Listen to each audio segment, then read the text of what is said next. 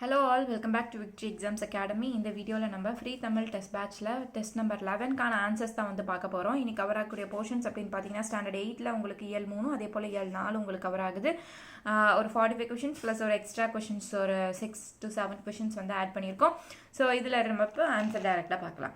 So first question, Neelakesi எச்சிறு காப்பியங்களுள் ஒன்றாகும். அப்போது நீலகேசி அப்படிங்கிற பாடல் வந்து நம்மளுக்கு இயல் 3ல் வந்து வந்திருக்கு. அதில் என்ன டாப்பிக்கில் நம்மளுக்கு கொடுத்துருக்காங்க அப்படின்னு பார்த்தோன்னா நோயும் மருந்தும் அப்படிங்கிற அந்த தலைப்பில் தான் நம்மளுக்கு வந்து பாடல் வந்து புக்கில் வந்து இடம்பெற்றிருக்கு. அப்போது இந்த நீலகேசி அப்படிங்கிற அந்த பாடல்கள் எந்த காப்பியங்களில் ஒன்று அப்படின்னு கேட்டிருந்தோம். ஐம்பெரும் காப்பியமா ஐஞ்சிரும் காப்பியமா, அதிலே வந்துடுது எந்த சிறுங்காப்பியம். அப்போ ஐம்பெருமா ஐஞ்சிருமா இருக்கும் அப்படின்னு கேட்டிருந்தா so option B is right answer, ஐஞ்சிருங்காப்பியங்கள். ஸோ நம்மளுக்கு என்னென்ன ஐஞ்சிருங்காப்பியங்கள் அப்படிங்கிறது நீங்கள் பக்கத்தில் எழுதிக்கலாம். நீலகேசி, சூளாமணி, யசோதர காவியம், உதயனகுமார காவியம், அதே போல் நாககுமார காவியம். இந்த 5 தான் ஐஞ்சிருங்காப்பியங்களில் ஒன்று. ஐம்பெரும் காப்பியம் நம்மளுக்கு தெரியும், சிலப்பதிகாரம், மணிமேகலை, சிவசுந்தமணி, வளையபதி, குண்டலகேசி அப்படின்னு நம்மளுக்கு இது தெரியும். ஸோ ஐஞ்சிருங்காப்பியங்களில் ஒரு நூலான நீலகேசி பாடல்கள் தான் வந்து இப்போ நம்மளுக்கு ப்ரிஸ்கிரைபில் ஃபஸ்ட்டு செய்யுளில் வந்து கொடுத்துருக்காங்க. ஸோ அதுக்கோட ஆன்சர் வந்து option B is right answer. Second question, Neelakesi பாடல்கள் மொத்தம் சருக்கங்கள். ஸோ எத்தனை சருக்கங்கள் வந்து நீலகேசி பாடல்களுக்கு இருக்குது அப்படின்னு பார்த்தா மொத்தம் 10 சருக்கங்கள் இருக்குது. So option A is right answer. So இந்த நீலகேசி பாடல்களில் மொத்தம் 10 சருக்கங்கள், அதே போல் 894 பாடல்கள் வந்து இதில் இருக்குது. அப்போ மொத்தம் எத்தனை பாடல்கள்? 894 பாடல்கள் இதில் மொத்த பாடல்களாக இருக்குது. சரி, அடுத்தது, நீலகேசி எச்சமய கருத்துக்களை வாதங்களின் அடிப்படையில் விளக்குகிறது. அப்போது நம்மளுக்கு இன்னொரு கொஸ்டினும் வந்து இதில் கேட்கலாம். ஸோ வாதத்தின் அடிப்படையில், அதாவது எந்த நூல் வந்து வாதத்தின் அடிப்படையில் வந்து எழுதப்பட்டது அப்படின்னு கேட்டாலும் நீலகேசி. இப்போ இந்த வாத கருத்துக்கள் அப்படின்னாலே, விவாதங்கள், வாதங்கள் அப்படின்னாலே அது வந்து நீலகேசிக்கு ஒரு சிறப்பு பெயராக இருக்குது. அப்போது எந்த சமய கருத்துக்களோட வாதங்களை கொண்டது இந்த நூல் அப்படின்னு சொல்லி கேட்டிருந்தாங்க அப்படின்னா உங்களுக்கு வந்து சைவமா, வைணவமா, இல்லை வந்து சமண சமயமா, இல்லை புத்த சமயமா அப்படின்னு பார்த்தா இது வந்து சமண சமயம். ஸோ அப்போ வந்து option C is right answer உங்களுக்கு. அப்போ சமண மத கருத்துக்களை தான் வாதங்களின் அடிப்படையில் இந்த நீலகேசி வந்து நம்மளுக்கு விளக்குது. அடுத்தது கொஷின் நம்பர் 4, நீலகேசியின் உரையாசிரியர் யார்? நீலகேசிக்கு வந்து ஆசிரியர் பெயர் வந்து நம்மளுக்கு தெரியலை, அறியப்படவில்லை. அப்போ நீலகேசியின் உரையாசிரியர் யார் அப்படின்னு பார்த்தோம் அப்படின்னா இதோட உரையாசிரியர் சமய திவாகர வாமன முனிவர். சரிங்களா, திவாகர வாமன முனிவர். இதில் நம்மளுக்கு எந்த ஹாஃப் வந்து ஆப்ஷனில் கேட்டிருந்தாலும் நம்ம எழுதணும். திவாகரன் மட்டும் கேட்டிருந்தாலும் எழுதணும், இல்லை வாமன முனிவர் மட்டும் கேட்டிருந்தாலும் நம்ம எழுத தெரியணும். ஸோ அப்போ இதோட ஆன்சர் வந்து answer D is right answer, Divakara Vamana முனிவர். சரிங்களா, ஸோ 4th கொஸ்டினுக்கு option D is right answer. அடுத்து, தீர்வன என்பதன் பொருள். ஸோ தீர்வன அப்படின்னா ஒளி பொருந்தியவா, காட்சியா, முடிவுவா, நீங்குபைவா அப்படின்னு கேட்டிருந்தோம். ஸோ தீர்வன அப்படின்னா நீங்குபை, நீங்கிருச்சு, தீந்துருச்சு. தீர்வன நீங்குபவை, அந்த துன்பம் வந்து தீர்ந்து விட்டது, நீங்கி விட்டது அப்படிங்கிற மாதிரியான பொருள். அடுத்து, மக்களின் உடலுக்கும் உள்ளத்திற்கும் துன்பம் தருவது எது? செல்வமா, நோய்களா, மருந்தா, புகழா? உடலுக்கும் உள்ளத்திற்கும் துன்பம் தருவது எது அப்படின்னு கேட்டிருந்தோம். இதுக்கான ஆன்சர் வந்து நோய்கள். So option D is right answer. So மக்களின் உடலுக்கும் உள்ளத்திற்கும் துன்பம் தருவது நோய்கள். அடுத்து, நீலகேசி கூறும் நோயின் வகைகள். ஸோ நீலகேசியில் மொத்தம் எத்தனை நோயின் வகைகளை வந்து கூறியிருக்காங்க அப்படின்னு பார்த்தா உங்களுக்கு வந்து ஆப்ஷனில் அதே 1 2 3 4 அப்படின்னு கொடுத்துருப்போம். ஸோ அப்போ வந்து உங்களுக்கு ஆப்ஷன் வந்து என்ன ரைட் ஆன்சர் அப்படின்னு பார்த்தோம்னா option B is right answer. இல்லை, option C is right answer. 7th வந்து உங்களுக்கு நீலகேசி கூறும் நோயின் வகைகள் மொத்தம் 3. நல்லா ஞாபகம் வச்சுக்கணும். நீலகேசியில் சொல்லக்கூடிய மொத்த நோய்கள் வந்து எத்தனை சொல்கிறாங்க? 3 நோயை வந்து சொல்கிறாங்க. அது என்னென்ன நோய்? அப்போ நம்ம வந்து இந்த வகைகளை நம்ம நோயோட தன்மையினும் சொல்லலாம். சரிங்களா, அப்போ நம்மளுக்கு நோய் எத்தனை வகைப்படும், இல்லை நோயின் தன்மை எத்தனை வகைப்படும்னாலும் 3 தான். அப்போ அந்த நோய்க்கான மருந்து எத்தனை வகைப்படும் அப்படின்னாலும் ஆன்சர் வந்து 3 தான். இப்போ நம்ம 1 by 1 பார்க்க போகிறோம். நீங்கள் அதையுமே வந்து பக்கத்தில் நோட்ஸ் எடுத்துக்கோங்க. அப்போ நோயின் தன்மை, அப்போ என்னென்ன வகையில் தன்மையாக வந்து நோய் வரும், நோய் வந்து இருக்கும் அப்படின்னு பார்த்தா ஃபஸ்ட்டு தன்மை எதை பிரிக்கலாம்னா மருந்தினால் நீங்கும் நோய்கள். இப்போ நம்ம உடலில் வரக்கூடிய நோயானது மருந்து சாப்பிட்டா சரியாயிடும். இப்போ மருந்தினால் நீங்கும் நோய்கள். 2வது, எதனாலும் தீராத நோய். இது 2வது வகையான நோய். என்ன செஞ்சாலும் அந்த நோய் வந்து நம்மளுக்கு போகாது அப்படிங்கிறது தான் எதனாலும் தீராத நோய். அடுத்து மூன்றாவது, முற்றிலும் தீராமல் உள்ளுக்குள் இருந்து துன்பம் தருவன. இது வந்து தீராமல் இருக்கிறது ரெண்டாவது ஃபேக்டரு. மூணாவது வந்து என்ன அப்படின்னு பார்த்தோம்னா, சுத்தமாகவே தீரவே தீராது, எப்படி இருந்துச்சோ அப்படியே இருக்கும், உள்ளுக்குள்ளே இருந்துக்கிட்டு நம்மளுக்கு இன்னும் துன்பத்தை தந்துக்கிட்டே இருக்கக்கூடிய நோய் தான் வந்து மூணாவது நோய். அப்போ நோயின் வகைகளில் 3 பார்த்தோம். மருந்து எடுத்துக்கிறது ஒன்று, தீராதது ஒன்று, அப்புறம் வந்து துன்பம் தருவது ஒன்று அப்படின்னு 3 பார்த்தோம். அப்போ இந்த 3க்கான மருந்து என்ன அப்படின்னு பார்த்தோம் அப்படின்னா, முதல்ல நல்லறிவு, அதுக்கப்புறம் நற்காட்சி, அதுக்கப்புறம் நல்லொழுக்கம். இந்த 3ம் தான் மருந்தாக வந்து அதுக்கு நம்ம எடுத்துக்கணும். அப்போ நல்லறிவு இருக்கணும், நற்காட்சி இருக்கணும், நல்லொழுக்கம், இது 3ம் மருந்து. அப்போ நீலகேசி கூறும் மருந்தின் வகைகள்னு உங்களுக்கு கொஸ்டின் கேட்டாலும் 3 தான் ஆன்சர். ஸோ இதோட ஆன்சர் வந்து option C is right answer. அடுத்து கொஸ்டின் நம்பர் 8, வருமுன் காப்போம் என்னும் பாடலின் ஆசிரியர் யார்? சிவராமனா, கவிமணியா, இல்லை வந்து கபிலரா, பாரதியா? ஸோ வருமுன் காப்போம் அந்த பாட்டோட ஆசிரியர் யார்? கவிமணி தேசிக விநாயகம் பிள்ளை. ஸோ அப்போ ஆன்சர் வந்து உங்களுக்கு பி இஸ் ரைட் ஆன்சர். அடுத்து கவிமணி தன் முதல் நூல் அழகம்மை ஆசிரிய விருதம் எந்த ஆண்டு வெளியானது? அப்போ கவிமணியோட முதல் நூல் வந்து அழகம்மை ஆசிரிய விருதம் அப்படிங்கிற அந்த நூல் எந்த ஆண்டில் வந்து வெளியிடப்பட்டது? அப்போது 1894 இல்லை 95, இது 2 தான் ஒன்றா இருக்கும். அப்போது 1895 தான் அவர் வெளியிட்ட நூல். So option D is a right answer, 1895.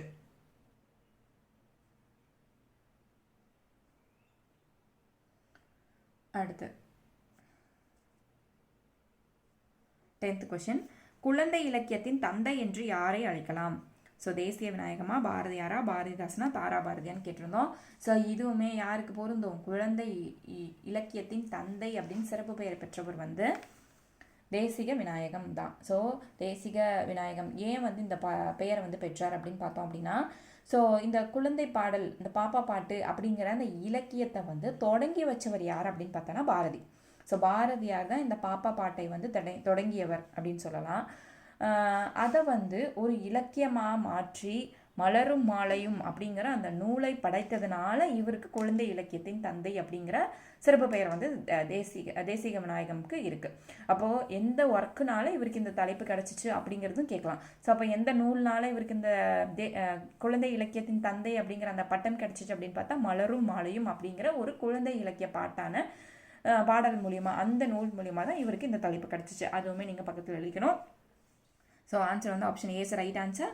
So Kavimani Desika Vinayagam Pillai தான் வந்து குழந்தை இலக்கியத்தின் தந்தை என்று அறியப்படுகிறார்.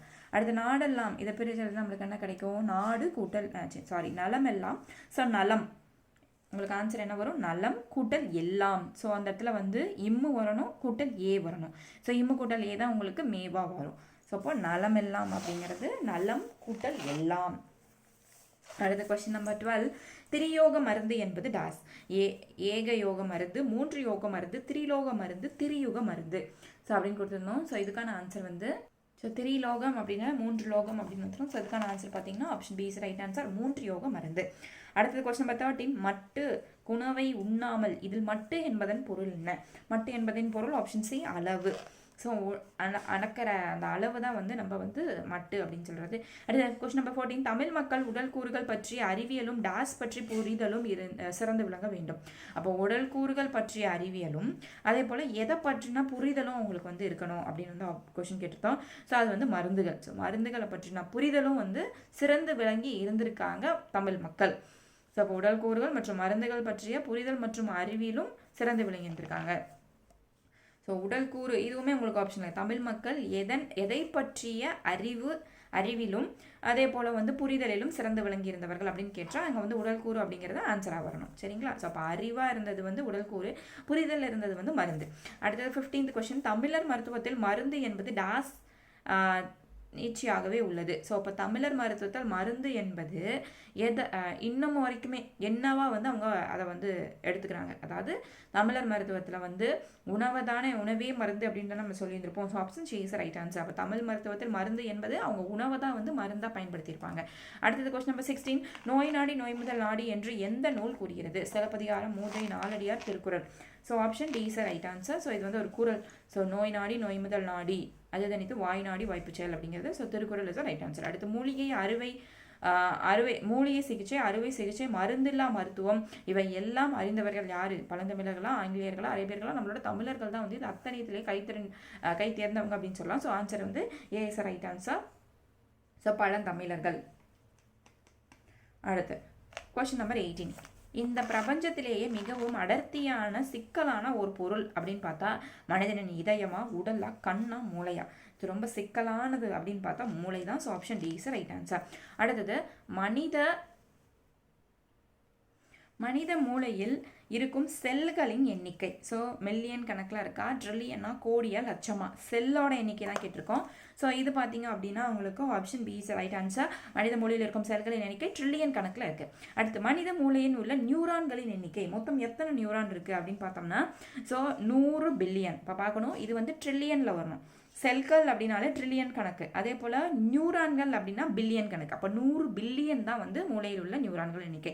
ஸோ இதுக்கு வந்து ஆப்ஷன் ஏ ரைட் ஆன்சர். 20th கொஸ்டினுக்கு 100 பில்லியன். அடுத்தது 21வது கொஸ்டின். நம் உடலின் அசைவுகளையும் உணர்ச்சிகளையும் வளர்ச்சிகளையும் கட்டுப்படுத்துவது எது?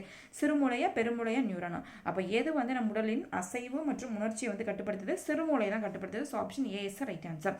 அடுத்து நம் மொழி அறிவு மூளையின் எந்த பகுதியிலிருந்து வருது? ஸோ மொழி, இலக்கியம் இது எல்லாமே வந்து நம்மளுக்கு இடது பகுதியிலேருந்து தான் வரும். ஸோ வலது கிடையாது. இது நீங்கள் ரெண்டும் கன்ஃபியூஸ் பண்ணாமல் பார்த்துக்கணும், இடது எது வலது எதுன்ட்டு. ஸோ அப்போ இதோட ஆன்சர் வந்து option D is right answer. அடுத்த கொஸ்டின் நம்பர் 23. தலைக்கு ஓர் உலகம் இன்னும் நூலின் ஆசிரியர் வந்து யாரு அப்படின்னு சொல்லி கேட்டிருந்தோம். எல்லாமே டைரக்ட் கொஸ்டின் தான் உங்களுக்கு. ஸோ அப்போ வந்து சுஜாதா. நம்மளுக்கு பார்த்ததுமே தெரியும், தலைக்கு ஒரு உலகம் அப்படின்னாலே option C is right answer, Sujatha. உடல் எடை அதிகரிப்பதால் ஏற்படும் நோய்களில் ஒன்று. நம்மளோட எடை கூடுறனால நம்மளுக்கு என்ன நோய் வருது? நியோரின் குறைபாடு, அதாவது தியோடின் அப்படின்னு சொல்லுவோம். அப்படி இல்லைன்னா புற்றுநோயா, இல்லை ரத்த கொதிப்பா? ஸோ எது வந்து நம்மளுக்கு அதிகமாகுது உடல் எடை ஏறுறனால அப்படின்னு பார்த்தா ரத்த கொதிப்பு. So option C is right answer. அடுத்தது 25th கொஸ்டின். பூனாய் என்பதன் இலக்கண குறிப்பு. பூனாயோட இலக்கண குறிப்பு என்னன்னு கேட்குறாங்க. ஸோ ஆகுபெயரா, வினையாளனை பெயரா, அன்மொழி தொகையா, பண்பு தொகையா? ஸோ இது வந்து option C is right answer. பூனாய் அப்படிங்கிறது அன்மொழி தொகை. அடுத்தது கொஞ்சம் எக்ஸ்ட்ரா பாயிண்ட்ஸ் எடுத்திருக்கோம். ஸோ முற்று பெறாமல் எஞ்சி நிற்கும் சொல் டேஸ் எனப்படும். ஸோ முற்று பெறாமல் எஞ்சி இருக்க சொல்ல நம்ம என்னன்னு சொல்லலாம்? முற்றச்சம் அப்படின்னு சொல்லலாம். அடுத்து மின்னணு வாக்கு இயந்திரத்தை உருவாக்கும் பணியில் முக்கிய பங்காற்றியவர் யார்? அப்போ இவிஎம் அப்படிங்கிற அந்த மிஷினை வந்து உருவாக்கத்தில் முக்கிய பங்கு வகிச்சவர் வந்து சுஜாதா அப்படின்னு நம்ம சொல்லலாம். சுஜாதாவினோட இயற்பெயர் என்ன அப்படின்னு பார்த்தா ரங்கராஜன். அடுத்தது கொஸ்டின் நம்பர் 4. மனிதன் வாழ்நாளில் டேஸ் வருடம் தூங்குகிறான். எத்தனை வருஷம் தூங்குறான் அப்படின்னு பார்த்தோம்னா வாழ்நாளில் 20 வருடம் வந்து தூங்குறானா. அதே போல் எத்தனை லட்சம் கனவுகள் காண்கிறான் அப்படின்னா 3 லட்சம் கனவுகளை வந்து அவன் காண்றான். ஸோ அப்போ வந்து 20 வருடம் தூங்குறான், 3 லட்சம் கனவு வந்து காண்றான். அடுத்த மூளையின் இடப்பக்கம் எதுக்கெல்லாம் பயன்படுது? நம்ம பேசுறதுக்கு, எழுதுறதுக்கு, கணக்கிடுறதுக்கு, தர்க்க ரீதியாக சிந்திக்கிறதுக்கு, அதே போல் சிந்திக்க, இது எல்லாத்துக்குமே எது ஹெல்ப் பண்ணுது? மூளையின் இடப்பக்கம். அதே மூளையின் வலப்பக்கம் அப்படின்னு பார்த்தா அது எதுக்கு ஹெல்ப் பண்ணுது அப்படின்னா கவிதை எழுதுறதுக்கு, வடிவங்கள் வரைகிறதுக்கு, படம் வரைகிறதுக்கு, நடனம்றதுக்கு. அப்போ இந்த ஆர்ட், கலை அப்படின்னு சொல்லக்கூடிய எல்லாமே இந்த வலப்பக்கத்தில் தான் செயல்படுது. மீதி நம்ம சிந்திச்சு செயல்படுறது எல்லாமே, அதாவது சிந்திச்சு அப்படின்னா ஒரு கணக்கு போடுறதுக்கு நம்ம அதிகமாக நம்ம மூளையை பயன்படுத்துகிறோம். ஸோ அந்த மாதிரி இதுக்கு எல்லாத்துக்குமே மூளையின் இடப்பக்கம் வந்து பயன்படுது. பேச, எழுத, இது எல்லாத்துக்குமே இடப்பக்கம் தான் பயன்படுது. அடுத்த கொஸ்டின் நம்பர் 6. நினைவாற்றலை கணிப்பொறி அல்லது நூலகத்துடன் ஒப்பிடலாம். ஸோ எத்தனை இதோட ஒப்பிடலாம்? நினைவாற்றலை வந்து நம்ம கணிப்பொறியோட ஒப்பிடலாம், நூலகத்திற்கும் ஒப்பிடலாம். இந்த நினைவாற்றல் நம்ம 2 வகையாக பிரிக்கலாம். ஒன்று குறுகிய கால நினைவாற்றல், இன்னொன்று நிலையான நினைவாற்றல். அப்படி நம்ம 2 வகைப்படியாக பிரிக்கலாம். கவிமணி எந்த ஊரில் பிறந்தாரு? கன்னியாகுமரி மாவட்டத்தில் தேரூர் அப்படிங்கிற இடத்துல வந்து பிறந்திருப்பாரு. ஸோ கவிமணி வந்து எங்கே வேலை பார்த்தாரு அப்படின்னு பார்த்தோம்னா கோட்டாறு தொடக்கப்பள்ளியில் ஃபர்ஸ்ட் வேலை பார்த்துருப்பாரு ஆசிரியராக. அடுத்து திருவனந்தபுரம் மகாராஜா பெண்கள் கல்லூரியில் வந்து பேராசிரியராக வேலை பார்த்துருப்பாரு. அப்புறம் வந்து ஆசிரியராகவும் வந்திருக்காரு, பேராசிரியராகவும் வந்திருக்காரு. என்னென்ன இடங்கள் அப்படிங்கிறது முக்கியம், நோட் பண்ணிக்கணும். அடுத்து 8th கொஸ்டின். எட்வின் அர்னால்டின் லைட்ஸ் ஆஃப் ஏஷியா அப்படிங்கிற அந்த நூலை தழுவி தான் இந்த ஆசிய ஜோதி அப்படிங்கிற அந்த நூலை வந்து படிச்சிருக்காரு. சரிங்களா? ஸோ அப்போ வந்து எட்வின் அர்னால்டோட எந்த நூலை தழுவி ஆசிய ஜோதி அப்படிங்கிற அந்த நூல் வந்து படைக்கப்பட்டிருக்கு? எட்வின் அர்னால்டோட லைட்ஸ் ஆஃப் ஏஷியா அப்படிங்கிற அந்த நூலை தழுவி தான் படைக்கப்பட்டிருக்கு. இதோட வந்து உங்களுக்கு இயல் 3 முடியுது. அடுத்து இயல் 4க்கான கொஸ்டின்ஸ் பார்ப்போம். Question number 26. கல்வி அழகிய அழகு என்னும் நூலின் ஆசிரியர் வந்து யாரு அப்படின்னு சொல்லி கேட்டிருந்தோம். So option B is right answer, குமரகுருபரர். அடுத்தது 27th கொஸ்டின். குமரகுருபரர் எத்தனை வயது வரை ஊமையாக இருந்தார்? 20 வயசா, 30 வயசா, 40, 5 வயசா? ஸோ ஆப்ஷன் இது தெரியும் உங்கள் எல்லாருக்குமே. So option D is right answer. 5 வயசு வரைக்கும் தான் அவர் வந்து ஊமையாக இருந்திருப்பாரு. அடுத்தது கொஸ்டின் நம்பர் 28. நீதிநெறி விளக்கம் எத்தனை வெண்பாக்களால் ஆனது? மொத்தம் நீதிநெறி விளக்கத்தில் எத்தனை வெண்பா இருக்குது அப்படின்னு பார்த்தோம். Option B is right answer. 102 வெண்பாக்களால் ஆனது. அடுத்து கலன் என்பதன் பொருள் என்ன? முற்ற, ஒளிர, அணிகலன், மதம். ஸோ கலன்னாலே அணிகலன், கலன், கலன். சரிங்களா? அடுத்து கற்றோருக்கு கல்வி நலனே கலன்கள் என்ற பாடலில் இடம்பெற்றுள்ள நூல்.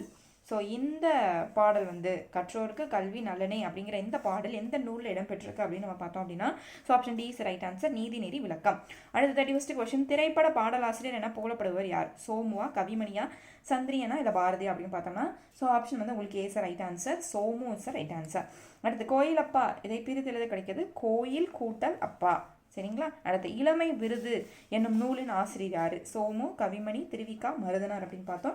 ஸோ இதுக்கு வந்து உங்களுக்கு திருவிக்கா, இளமை விருது அப்படிங்கிற அந்த நூலோட ஆசிரியர் திருவிக்கா. அடுத்த கொஸ்டின் நம்பர் 34. வேற்றுமை எத்தனை வகைப்படும்? ஸோ வேற்றுமை மொத்தம் எத்தனை வகைப்படும் அப்படின்னு நம்ம பார்த்தோம் அப்படின்னா, வேற்றுமை 8 வகைப்படும். ஸோ முதல்ல இருந்து 8ஆம் வேற்றுமை வரைக்கும் நம்மளுக்கு இருக்குது. முதல் வேற்றுமைக்கும் 8ஆம் வேற்றுமைக்கும் உருபு கிடையாது. மீதி நடுவில் இருக்கக்கூடியதான் அந்த ஐ, ஆல், கூ, இன்னது, கண் அப்படிங்கிற அந்த வேற்றுமை உருபுகள். அப்போ வேற்றுமை மொத்தம் 8 வகைப்படும். கடைசி வேற்றுமையை வந்து நம்ம வெளி வேற்றுமை அப்படின்னு சொல்லுவோம். இதெல்லாமே டேட்டாஸ் நீங்கள் பக்கத்தில் எழுதிக்கோங்க. இதெல்லாமே உங்களுக்கு ஆல்ரெடி தெரிஞ்சிருந்தாலும் நீங்கள் பக்கத்தில் ஹிண்ட்ஸ் மாதிரி எடுத்து வச்சுக்கோங்க. அடுத்த கொஸ்டின் நம்பர் 35. திருவிக்கா 1922ஆம் ஆண்டு எந்த பத்திரிகையை வெளியிட்டார்? ஸோ ஆப்ஷன்ஸ் வந்து உங்களுக்கு தொழிலாளர்கள், நவசக்தி, தேசம், நாடு அப்படின்னு கொடுத்துருந்தோம். So option B is right answer. So 1922ஆம் ஆண்டில் திருவிக்கா வெளியிட்ட பத்திரிகை வந்து நவசக்தி.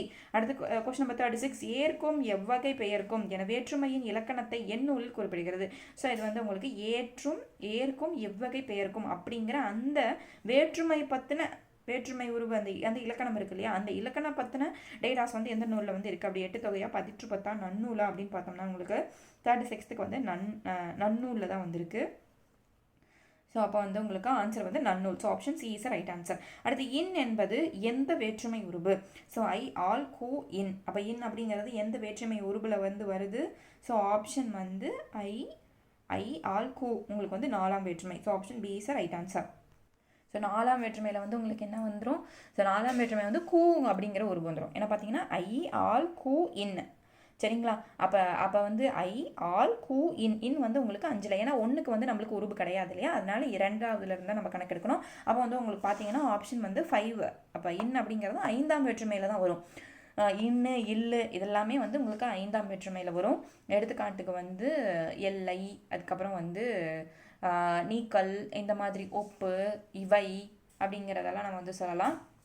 அப்போ வந்து 5ஆம் வேற்றுமை உருவு தான் வந்து இன்னு. Option A is right answer. அடுத்த 7th கொஸ்டின். சகல கலா வள்ளி மாலை அப்படிங்கிற அதை பாடியவர் வந்து யார் அப்படிங்கிற அந்த இதை வந்து பாடியவர் யார்? ஒட்டக்கூத்தரா, பரணரா, கோழிக்கூத்தரா, அதே போல் வந்து குமரகுருவரா அப்படின்னு பார்த்தோம் அப்படின்னா, ஸோ 38th கொஸ்டினுக்கு வந்து உங்களுக்கு ஆன்சர் வந்து C is right answer. Kumaraguruparar. Sakalakala Valli மாலை அப்படிங்கிற அந்த பாடலை பாடியவர் வந்து குமரகுருவரர். அடுத்து அகம்பாவம் என்னும் சொல்லின் தமிழ் வடிவம் என்ன?